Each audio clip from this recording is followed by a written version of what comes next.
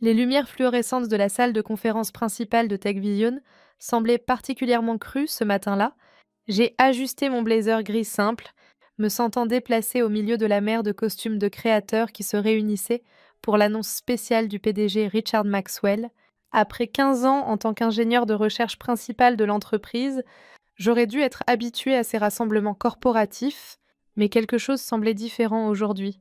Je m'appelle Michelle Chin et j'ai passé ma carrière à révolutionner discrètement l'industrie des semi-conducteurs, même si la plupart des gens l'ignorent. Pendant que d'autres cherchaient des promotions dans des bureaux d'angle, je me suis concentrée sur l'innovation, obtenant brevet après brevet pour des technologies qui façonneraient l'avenir de l'informatique. Mais dans le monde des affaires, être brillant ne suffit pas toujours. Parfois, tout dépend de qui raconte la meilleure histoire. Tout le monde, veuillez prendre place. La voix autoritaire de Richard a interrompu le murmure des conversations. À 45 ans, il incarnait parfaitement le stéréotype de la Silicon Valley, costume coûteux, cheveux parfaitement coiffés et un sourire qui avait charmé d'innombrables investisseurs. Aujourd'hui marque un moment historique pour TechVision. Je pouvais sentir la tension dans la salle alors que des centaines d'employés se penchaient en avant. Des rumeurs d'un accord majeur circulaient depuis des semaines, mais personne n'en connaissait les détails. J'étais assise à ma place habituelle près du fond, mon ordinateur portable ouvert pour continuer à surveiller les tests automatisés de mon dernier projet. J'ai le plaisir d'annoncer que TechVision fusionnera avec Global Tech Industries dans le cadre d'un accord de 2 milliards de dollars, a déclaré Richard, la voix gonflée de fierté. Cette fusion créera la plus grande entreprise de semi-conducteurs en Amérique du Nord. La salle a éclaté en applaudissements. Je suis restée immobile, mon esprit analysant rapidement les implications. Global Tech était notre plus grand concurrent, connu pour ses tactiques commerciales agressives et ses pratiques de recherche douteuses. Plus important encore, ils essayaient depuis des années de reproduire notre technologie de base sans succès. Cette fusion représente tout ce que nous valorisons chez TechVision, une vision audacieuse, une pensée stratégique et une véritable innovation, a poursuivi Richard, ses yeux balayant la salle. Puis ils se sont posés sur moi, et son sourire a pris une teinte plus acérée. Contrairement à certaines approches de l'innovation qui gaspillent les ressources de l'entreprise, a-t-il dit en désignant mon coin, nous avons tous vu des employés qui se cachent dans leur laboratoire, collectionnant des brevets comme des cartes de baseball, au lieu de créer une réelle valeur pour les actionnaires. Des rires ont parcouru la salle. J'ai gardé un visage neutre. Même sous les regards de mes collègues, Richard ne m'avait jamais pardonné d'avoir refusé de précipiter une version instable de notre processus d'intégration quantique sur le marché l'année dernière. Malgré ses ordres directs, dans son monde, les cours des actions importaient plus que l'intégrité scientifique. L'avenir appartient à ceux qui pensent grand, qui n'ont pas peur de prendre des risques, a déclaré Richard. C'est pourquoi Global Tech est le partenaire idéal. Leur PDG, James Morrison, partage notre vision de croissance agressive et de domination du marché. Comme sur un signal, James Morrison est monté sur scène, grand, aux cheveux argentés et dégageant une confiance absolue. Il incarnait le pouvoir corporatif. Merci, Richard. J'admire depuis longtemps la position de TechVision sur le marché, et en particulier votre technologie de semi-conducteur propriétaire. Ensemble, nous contrôlerons l'avenir de l'informatique. J'ai fermé mon ordinateur portable discrètement. Il n'avait aucune idée de ce dans quoi il s'engageait. Vous voyez, la plus grande faiblesse de Richard était de supposer que les gens discrets étaient faibles. Il ne s'est jamais donné la peine de lire les détails des brevets, sans valeur, qu'il venait de moquer. En retournant à mon laboratoire après l'annonce, j'ai entendu des pas rapides derrière moi. Michel. Attends, c'était David Parker, mon ancien partenaire de recherche et maintenant directeur technologique de TechVision. Il était l'un des rares à avoir reconnu la valeur de mon travail dès le début. Quelle annonce! Ai-je dit en tapant mon code d'accès au laboratoire. David semblait mal à l'aise. Écoute, j'ai essayé de dire à Richard qu'il devait examiner ton portefeuille de brevets avant de finaliser la fusion. Mais il n'a pas écouté. Il pense que ce ne sont que des propriétés intellectuelles standards de l'entreprise. J'ai légèrement souri. C'est intéressant. Vu que je n'ai jamais cédé la plupart de mes brevets à TechVision, les yeux de David se sont écarquillés. Que veux-tu dire? Quand j'ai rejoint TechVision, j'ai négocié un contrat spécial. Tout brevet que j'ai développé en utilisant mes propres ressources et mon temps m'appartient personnellement. L'entreprise n'a que des droits d'utilisation limités. J'ai commencé à organiser des fichiers sur mon ordinateur. Richard n'a jamais lu le contrat. Il a juste supposé, mais cela signifie. La voix de David s'est éteinte alors qu'il comprenait. Oui, ai-je dit calmement. Le processus d'intégration quantique que Global Tech veut désespérément, les algorithmes de routage neuronal, l'architecture de puces adaptatives, ce sont tous mes propriétés intellectuelles personnelles, et je n'ai jamais accepté de les transférer à une autre entreprise. David s'est affaissé dans un fauteuil. Michel. Cette fusion repose en grande partie sur l'accès à cette technologie. Je sais. J'ai continué à taper, affichant des documents que j'avais préparés des mois plus tôt, lorsque j'ai entendu les premières rumeurs de fusion. Et dans 2 semaines, quand l'équipe de due diligence lira enfin les cessions de brevets, ils découvriront que leur accord de 2 milliards de dollars ne vaut rien sans mon consentement. Richard sera furieux, a murmuré David. Richard aurait dû lire les contrats, ai-je répondu calmement. Il était trop occupé à se moquer de mes brevets sans valeur pour remarquer ce qu'ils couvraient vraiment. Au cours de la semaine suivante, j'ai observé la machine de la fusion avancer. Les communiqués de presse vantaient la synergie parfaite entre les entreprises. Richard donnait des interviews sur la consolidation de la technologie de pointe de l'industrie. Pendant ce temps, je continuais à travailler discrètement dans mon laboratoire, attendant l'inévitable. Cela s'est produit exactement 13 jours après l'annonce. J'étais en train de réaliser des tests de calibration quand mon téléphone a vibré. Un message urgent me demandant de me présenter dans la salle de conférence principale. En descendant le couloir, j'entendais déjà des voix élevées, à l'intérieur. Richard faisait les 100 pas comme un lion en cage, ses cheveux parfaits maintenant en désordre. James Morrison était assis à la table, le visage sombre de colère.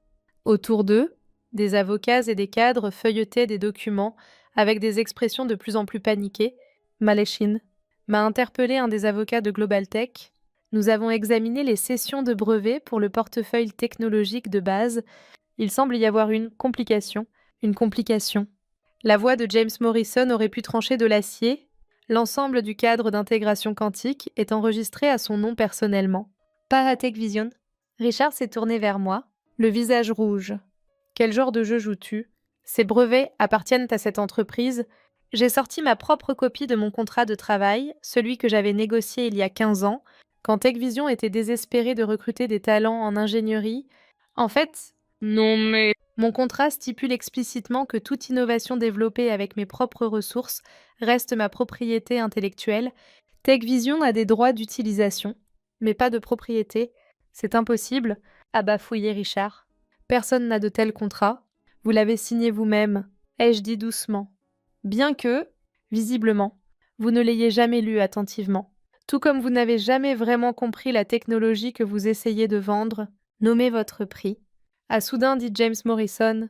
Tout le monde en a un. Je me suis tournée vers lui directement. Mon prix est quelque chose que ni l'un ni l'autre ne pouvait vous permettre, le respect du processus d'innovation.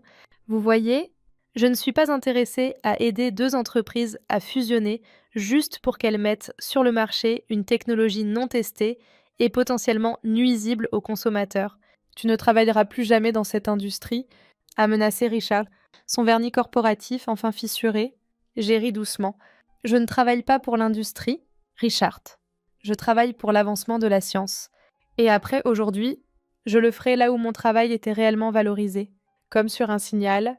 Mon téléphone a vibré.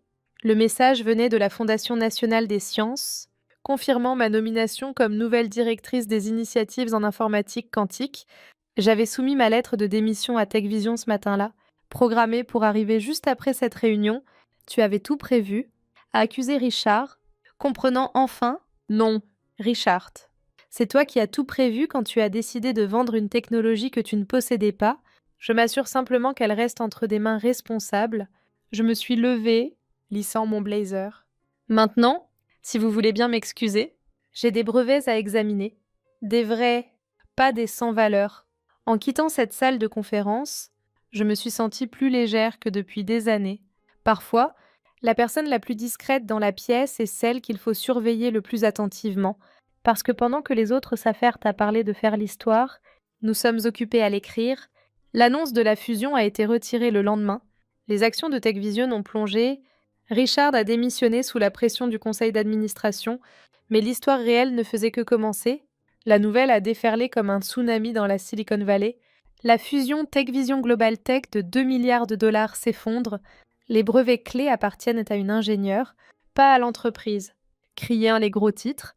En quelques heures, mon téléphone a été inondé de messages de journalistes, d'analystes technologiques et, plus intéressant encore, d'autres ingénieurs partageant des histoires similaires d'exploitation corporative. Mon simple appartement est devenu mon sanctuaire alors que la tempête faisait rage. J'ai passé la matinée après l'effondrement à siroter calmement du thé et à regarder le cours de l'action de TechVision s'effondrer sur l'écran de mon ordinateur portable. Une partie de moi était triste, non pas pour Richard ou la fusion échouée, mais pour les centaines d'employés dont les emplois étaient désormais incertains. Tu as déclenché toute une révolution, a dit David, s'installant dans un fauteuil de mon salon.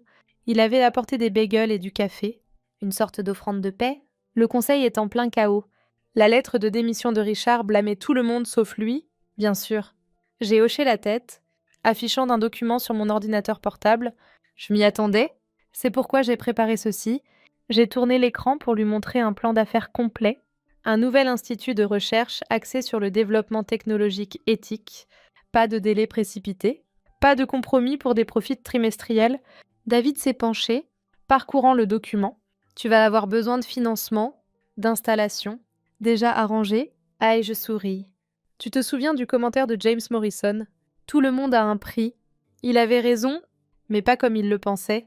Mon prix était l'indépendance. J'ai montré à David un autre document, les termes de ma nomination à la Fondation nationale des sciences, qui incluait un partenariat public-privé unique. Mes brevets seraient licenciés pour la recherche publique, avec des applications commerciales soigneusement contrôlées pour garantir un développement éthique. Plusieurs firmes de capital risque m'ont déjà contacté, et je continuais. Ils voient la valeur de l'innovation responsable à long terme, mais plus important encore, j'ai affiché mes emails, montrant des dizaines de messages d'ingénieurs et de chercheurs de l'industrie. Nous ne sommes pas seuls. Les semaines suivantes ont été un tourbillon d'activités. Pendant que TechVision luttait pour se stabiliser sans accès à ma technologie, je construisais quelque chose de nouveau. L'Institut Chine pour l'innovation éthique a pris forme dans un espace industriel rénové juste à l'extérieur de la ville. Notre mission était simple, faire progresser la technologie tout en protégeant les intérêts de l'humanité. Mais les géants corporatifs ne tombent pas sans bruit. Richard, malgré sa démission, n'en avait pas fini avec moi. Avis juridique pour vous, m'a dit mon assistante un matin, 3 mois après l'effondrement de la fusion. Le document alléguait une violation de brevet, prétendant que mes innovations étaient basées sur des recherches antérieures de TechVision. Je n'ai pas pu m'empêcher de rire. En ouvrant mon tiroir, j'ai sorti un carnet en cuir usé, mon journal de recherche de l'époque de l'université. Chaque page notariée est datée. Ils auraient vraiment dû faire leur devoir. Et je dis à mon assistante, chaque concept, chaque innovation, documentée des années avant que je ne rejoigne TechVision. Le procès a été rejeté en quelques semaines, mais il a servi un objectif. Il a montré à quel point l'ancienne garde était devenue désespérée. L'industrie changeait et il perdait le contrôle. Mon téléphone a vibré. Un message de Sarah Martinez, une ancienne ingénieure de TechVision qui avait rejoint mon institut. Michel, il faut que tu vois ça. Richard donne une conférence au sommet des leaders technologiques. J'ai ouvert le flux en direct. Richard, moins soigné que du temps où il était PDG, était en mode attaque totale. Ces défenseurs de l'innovation éthique détruisent la compétitivité américaine, a-t-il déclaré. Nous devons aller vite, casser des choses. En parlant de casser des choses, ai-je répondu à Sarah par texto. Comment avance le test de stabilité quantique? Parfait, a-t-elle répondu. Ton processus original fonctionne exactement comme documenté. La version précipitée de Global Tech aurait échoué de manière catastrophique en quelques mois. Cette validation signifiait tout.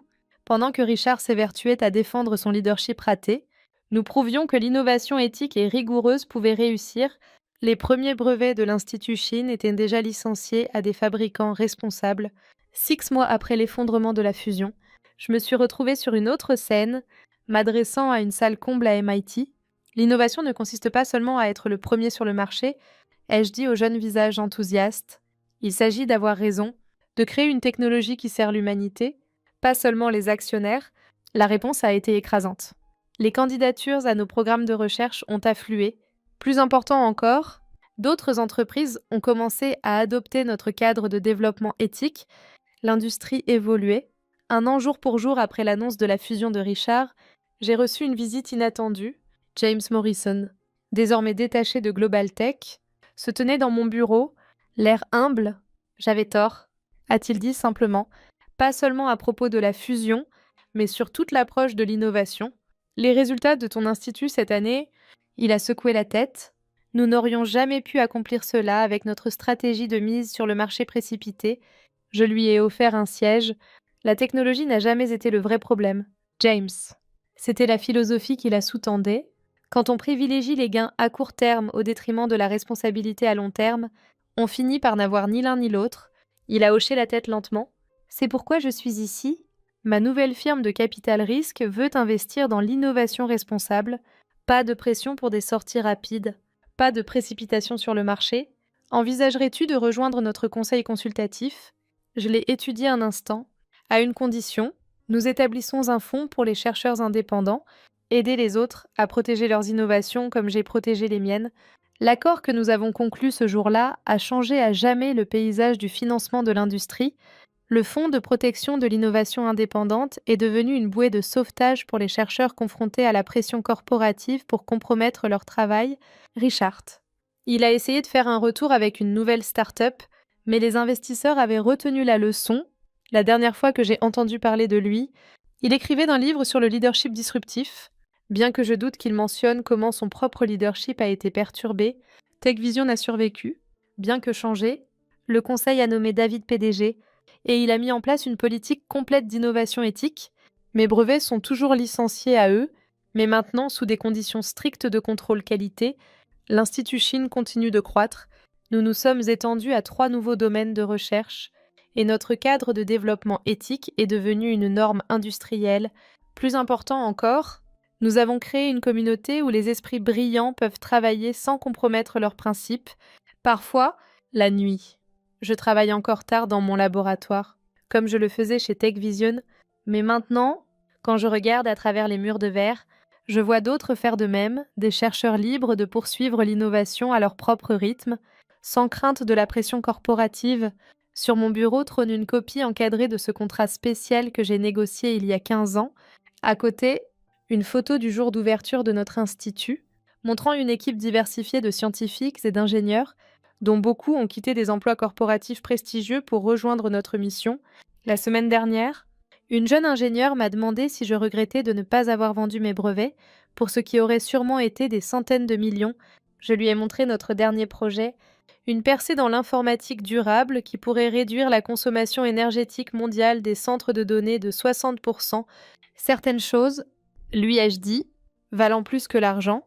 La véritable valeur de l'innovation ne réside pas dans les brevets ou les profits, elle réside dans le changement positif que nous créons.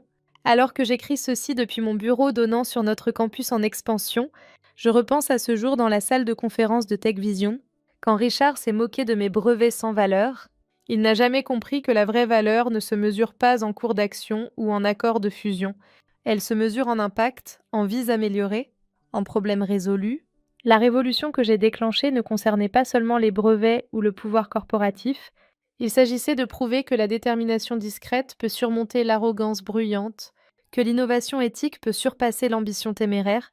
Plus important encore, il s'agissait de montrer que parfois, la réponse la plus puissante à la moquerie n'est pas la revanche, c'est de s'élever au-dessus pour créer quelque chose de meilleur. Aujourd'hui, quand les gens entendent le nom de Michelle Chine, ils ne pensent pas à l'ingénieure discrète qui a fait échouer une fusion de 2 milliards de dollars. Ils pensent à la femme qui a contribué à transformer l'approche d'une industrie à l'innovation, et cela, plus que n'importe quel brevet ou revanche, est l'héritage dont je suis fière. La prochaine génération d'innovateurs fera face à ses propres Richard Maxwell, à ses propres pressions pour compromettre, mais maintenant, ils ont un choix, un chemin pour protéger leur intégrité et leurs innovations. Parfois, les plus grandes victoires ne viennent pas de vaincre vos adversaires, mais de rendre leur victoire impossible en changeant complètement les règles du jeu. Et ça, c'est un brevet qui mérite d'être protégé.